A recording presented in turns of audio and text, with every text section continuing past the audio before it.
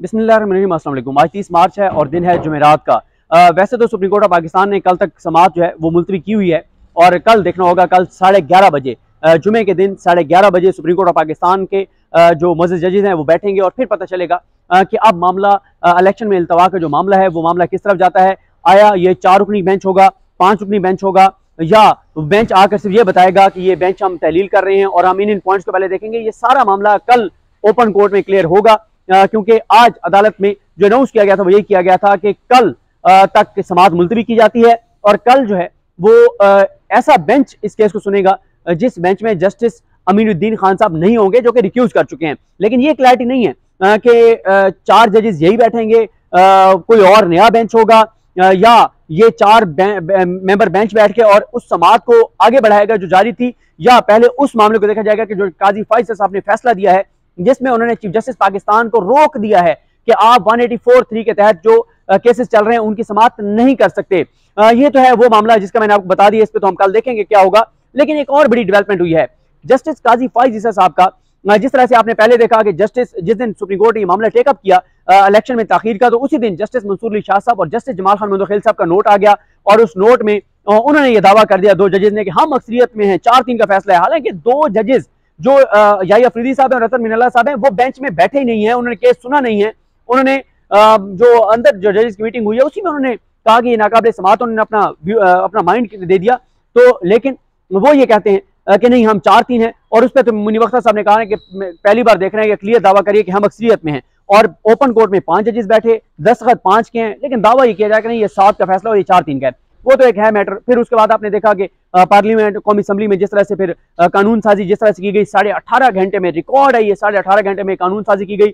और फिर उसके बाद पार्लियामेंट में जिस तरह की तकरीरें की गई, पार्लियामेंट में जिस तरह से करारदाद जो है वो पास की गई सुप्रीम कोर्ट ऑफ पाकिस्तान के खिलाफ, ये सारी चीजें जो है वो आप देख रहे हैं। फिर अभी काजी फैसल साहब पे मैं आता हूँ कि इन्होंने क्या किया। 11 घंटे के अंदर अंदर काजी फैसल साहब के लिए बड़ा ऐलान किया शहबाज शरीफ हुकूमत ने, पीडीएम सरकार ने, शहबाज शरीफ ने, नवाज शरीफ के हुक्म पर। मामला ये है कि ये बहुत खतरनाक रविश है नून लीग की कि वो 6 जजेस को एम्बेरस कर रहे हैं, उन जजेस के लिए मुश्किल पैदा कर रहे हैं और ओपनली दावा कर रहे हैं ये 6 जज हमारे हैं, ये नून लीग के जज हैं। कौन कौन?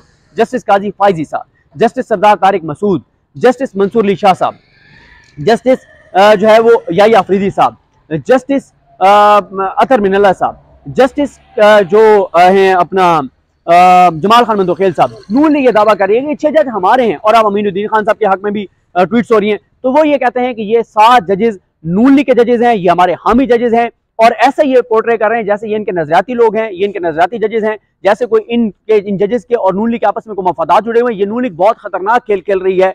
6-7 जजेस का ये ओपनली दावा करके, उनके हक में बयानात दे के, उनके हक में तकरीरें करके कि ये 6-7 जजेस हमारे हैं, ये हमारे साथ खड़े हैं, ये उन जजेस के लिए मुश्किल पैदा कर रहे हैं। अब उन जजेस को भी ऐसे फैसले देने होंगे आइन और कानून के मुताबिक जिससे पता चले कि नहीं ये नून लीग के जज नहीं है, ये आइन और कानून के जज हैं। ये इनकी वफादारी जो है वो रियासत के साथ है, अवाम के साथ है, अपने हलफ के साथ है, ना कि शरीफ खानदान, जरदारी खानदान और पीडीएम के साथ है। क्योंकि कुछ चीजें ऐसी हुई, जैसे आपने देखा जमाल खान मंदोखेल साहब का नोट वो चीफ जस्टिस पाकिस्तान के पास नहीं था, लेकिन वो पीडीएम के पास था। तो इस तरह से फिर जाहिर है जजेस के ऊपर शुकूक शुबहात होते हैं, फिर सोशल मीडिया पे बातें होती हैं, तो ये कोई चीज मुनासिब नहीं है। अब नून लीग ने क्या किया? नून लीग ने जनाब ये किया कि जस्टिस काजी फैसल साहब एक फैसला देते हैं, और वो फैसला उस दिन देते हैं जिस दिन अगले दिन, यानी कल उन्होंने फैसला दिया था, तो आज एक मामला कंक्लूड होना था, आज फैसला सुनाया जाना था। 2-2.5 घंटे की समाअत सिर्फ बाकी थी, और 2-2.5 घंटे की समाअत से पहले ही उन्होंने कल जो है बुध के दिन उन्होंने फैसला जारी कर दिया। 3 जजेस का वो बेंच था, उसके सामने मामला ही नहीं था, और उन्होंने कह दिया कि जनाब सो मोटो नहीं हो सकता, वो प्रोसीडिंग नहीं चल सकती जब तक रूल्स अमेंड ना हो। लेकिन इस हवाले से खैर जो शायद वहीद साहब का नोट आया उस पर अलग बात करेंगे। उन्होंने क्या क्या लिखा, जबरदस्त उन्होंने चीजें बयान की हैं कि ये मामला जजेस के सामने था ही नहीं, जिस पे काजी फैसल साहब ने इतना लंबा चौड़ा जो है वो फैसला लिख दिया है।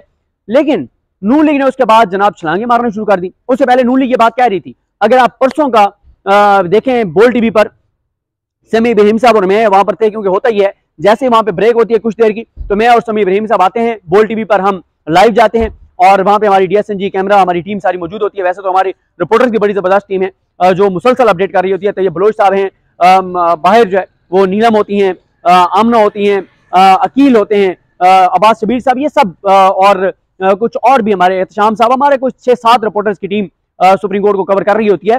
तो हम सिर्फ उस टाइम आते हैं कुछ देर के लिए जब हम ब्रेक होती है, मैं और समी इब्राहिम साहब। तो समी इब्राहिम साहब और मैंने ये बात कही थी और ये समी साहब ने पहले ये बात की थी कि हुकूमत ये कह रही है कि कुछ चीजें और आने वाली हैं। उन्होंने अपने हामी मीडिया को अलर्ट किया कि आपने अलर्ट रहना है, कुछ चीजें आने वाली हैं। तो वो फिर काजी फैसल साहब का फैसला आ गया। पता नहीं है हुकूमत को कैसे पहले पता था कि कुछ चीजें आने वाली हैं, आप अलर्ट रहें, तैयार रहें, आपको ट्रांसमिशन करनी पड़ेंगी, आपको पूरे प्रोग्राम करने पड़ेंगे। उसके बाद ये हुआ कि काजी फैसल साहब ये फैसला देते हैं। ये फैसला बड़ी एक बहस मीडिया के ऊपर होती है, बहुत चीजें होती हैं और एक सवाल उठ जाता है कि आप बेंच समाअत कर सकते हैं नहीं कर सकता। एक तो फिर उसका ये हुआ कि बेंच आज टूट गया, क्योंकि जैसे अमीरुद्दीन खान साहब ने कहा कि मैं क्योंकि उस फैसले में मैंने साइन किए हुए हैं और मैं क्योंकि इस बेंच ने फैसला किया कि ये प्रोसीड करेगा तो मैं अब रिक्यूज करता हूं, मैं बेंच से अलग होता हूं। लेकिन शहबाज शरीफ साहब ने 11 घंटे के अंदर अंदर जस्टिस काजी फैसल साहब के लिए बड़ा ऐलान कर दिया है। जस्टिस काजी फैसल साहब को ऐसे नून लीग दिखा रही है कि उन्होंने हमारे पे एहसान किया तो हम उस एहसान का बदला दे रहे हैं। क्योंकि पहले भी नून लीग ये कहती है कि जस्टिस काजी फैसल साहब क्या मशकूर हैं, एहसान मानना है कि उन्होंने हुदैबिया में हमें रिलीफ दिया। और आज वो जस्टिस काजी फैसल साहब जो कहते हैं कि जनाब पैमरा कौन होता है जजेस के कंडक्ट पे बात करने से रोकने वाला, यही जस्टिस काजी फैसल साहब हैं जिन्होंने हुदैबिया केस में शरीफ खानदान का सबसे खतरनाक जो केस था, जिसमें इसहाक डार ने इतराफ किया हुआ है कि किस तरह से वो मनी लॉन्ड्रिंग करते थे। तमाम किरदार मौजूद हैं कि कैसे यहाँ से मनी लॉन्ड्रिंग होती थी, कैसे वहां से पैसे वापस आते थे, काजी फैमिली वो सारे उनके नाम पे अकाउंट्स, वो सारा कुछ जो है वो इसहाक डार ने इतराफी बयान दिया हुआ है। उस केस को बंद किया काजी फैसल साहब ने टेक्निकल बुनियादों पर। तो अब शहबाज शरीफ साहब ने यह किया कि काजी फैसल साहब का फैसला जारी होने के 11 घंटे के अंदर अंदर उन्होंने यह तासुर दिया है कि काजी फैसल साहब ने हम पे एहसान किया तो हम उस एहसान का बदला उतार रहे हैं। और जो सुप्रीम कोर्ट ऑफ पाकिस्तान में काजी फैसल साहब के केस का जो क्यूरेटिव रिव्यू था वो वापस लेने का उन्होंने ऐलान किया है, उन्होंने हिदायत किया है कि वो क्यूरेटिव रिव्यू वापस ले लिया जाए। मामला आपको याद होगा कि काजी फैसल साहब के खिलाफ एक चीज सामने आई थी कि उनकी फैमिली के कुछ प्रॉपर्टीज हैं जो उन्होंने डिक्लेयर नहीं की हुई, फिर उसके ऊपर एक रेफरेंस भेजा गया, शोकॉज नोटिस जारी हो गया, वो उन्होंने शोकॉज नोटिस चैलेंज किया सुप्रीम कोर्ट में, 10 रुकनी बेंच था, 7-3 से फैसला आया। एफबीआर को कहा गया कि आप काजी फैसल साहब की एहलिया उनके बच्चों से जवाब लें, उनसे पूछें। उनकी एहलिया और बच्चों से जवाब लिया गया। उनकी एहलिया ने बहुत से तजादात थे उनके बयानात में, उन्होंने कुछ बताया, फैक्ट कुछ थे। एक बड़ी खौफनाक किस्म की एफबीआर की एक रिपोर्ट जो है वो सामने आई। लेकिन उसके बाद हुआ ये कि उस रिपोर्ट के साथ फिर हुआ ये मामला कि रिव्यू जब दायर किया काजी फैसल साहब ने तो उस रिव्यू में 6-4 से फैसला आ गया। 6 जजेस ने उनके रिव्यू एक्सेप्ट कर लिया, 4 अकलियत में रह गए, वो 7 की अक्सियत 4 की अकलियत में बदल गई।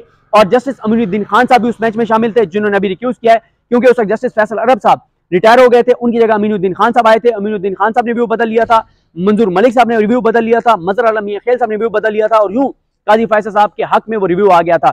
उसको फिर वफाकी हुकूमत ने और दोबारा क्यूरेटिव रिव्यू एक दायर किया था, क्योंकि पाकिस्तान के अंदर यही है कि आपका एक मामला आता है सुप्रीम कोर्ट में, उसके ऊपर फैसला होता है, उसके ऊपर एक नजरसानी होती है, फिर मामला क्लोज हो जाता है। लेकिन यहाँ पे ये कि क्यूरेटिव रिव्यू दायर किया गया था, कितना बड़ा मामला था और फिर जिस तरह से कुछ वकला को नहीं सुना गया, बहुत से उसमें सवाल क्यूरेटिव रिव्यू में उठाए गए थे। तो अब शहबाज शरीफ साहब ने, पीडीएम हुकूमत ने, शहबाज सरकार ने नवाज शरीफ के हुक्म पर काजी फैसल साहब के उस फैसले के बाद जिसमें उन्होंने चीफ जस्टिस पाकिस्तान को रोक दिया है कि आप अवामी मफाद के जो इशूज हैं, जो सो मोटो के हैं, जो 184(3) की पिटीशन के, जो 184(3) के तहत केसेस चल रहे हैं, उन केसेस की समाअत को आप रोक दें।